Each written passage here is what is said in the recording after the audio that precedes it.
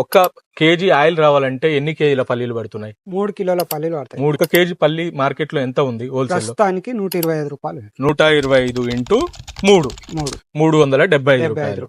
3 కేజీల పల్లీలు పడితే ఒక లీటర్ ఆయిల్ వస్తుంది. ఇది తయారు చేసినందుకు ఎంత ఖర్చు అవుతుంది? లీటర్ కి 50 రూపాయలు. ఒక బాటిల్ ఒక బాటిల్ కి 30 నుంచి 35 రూపాయలు. ఓవరాల్ గా ఒక 4 నుండి 450 రూపాయలు ఖర్చు అవుతుంది. ఒక 50 రూపాయలు చూసుకొని మీకు కస్టమర్ కి ఇస్తారు. 250 రూపాయలు ఖర్చు అయితే 500 రూపాయలకి ఇస్తున్నారు. మార్కెట్ లో 150 రూపాయలకు దొరుకుతుంది. సో ఎట్లా సాధ్యం అవుతుంది?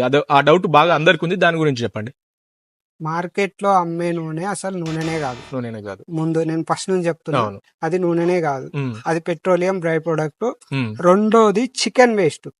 చికెన్ వేస్ట్ ఉంటది కదండి, మన దగ్గర చాలా చికెన్ సెంటర్లు ఉన్నాయి. చికెన్ వేస్ట్ అది రాత్రి కాగానే ఒక బులెరో వాహనం వస్తుంది, అదంతా తీసుకొని ఒక పెద్ద బాయిలర్ లో వేసి దాన్ని నూనె తీసి జంతువుల వేస్ట్ నూనె తీసి ఇది